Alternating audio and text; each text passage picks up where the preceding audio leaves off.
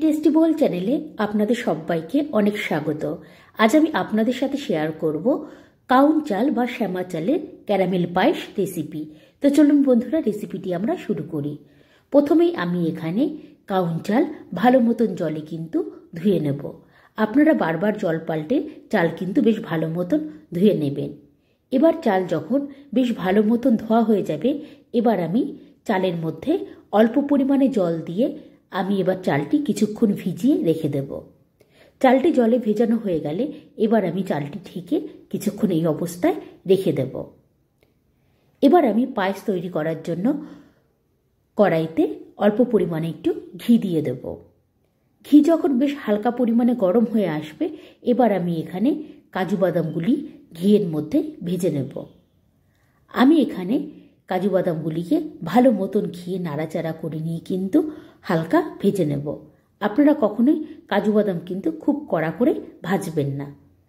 কাজু বাদামগুলিকে বেশ ভালো মতন অল্প ভাজা হয়ে গেলে এবার আমি কাজু বাদামগুলিকে একটি বাটিতে তুলে নেব। এবার যখন সমস্ত কাজু বাদামগুলি তোলা হয়ে যাবে, এবার আমি এখানে ক্যারামেল তৈরি করে নেব। যেহেতু পায়েসটি ক্যারামেলের হবে, এর জন্য আমি কড়াইতে এবার পরিমাণ অনুযায়ী চিনি দিয়ে দেব। চিনি দেওয়া হয়ে গেলে এবার আমি চিনি ভালো মতো নাড়াচাড়া করে আমি এখানে গ্যাসের ফ্লেম মিডিয়ামে রেখে ভালো মতন আমি এখানে ক্যারামেল তৈরি করে নেব। আপনারা কিন্তু এই সময় গ্যাসের ফ্লেম খুব হাইতে রাখবেন না, তাহলে কিন্তু ক্যারামেল পুড়ে যাবে এবং একটা তেতো ভাব চলে আসবে। এরকমভাবে যখন আমার ক্যারামেল তৈরি হয়ে যাবে, এবার আমি এই চিনির মধ্যেই কিন্তু দুধ দিয়ে দেব। বন্ধুরা, এই সময় কিন্তু এই চিনি একটু শক্ত হয়ে যাবে। আপনারা একটু সময় নিয়ে ভালো মতন এই ক্যারামেলের সাথে কিন্তু দুধটি মিশিয়ে নেবেন। ভালো মতন মেশানো হয়ে গেলে দেখবেন খুব সুন্দর কিন্তু একটা দুধের রং চলে আসবে।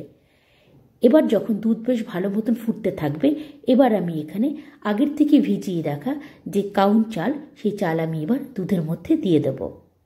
এবার চাল দেওয়া হয়ে গেলে আমি এবার চালটি ভালো মতো নাড়াচাড়া করে নিয়ে আমি চালটি এবার দুধের মধ্যে সেদ্ধ হতে দেব।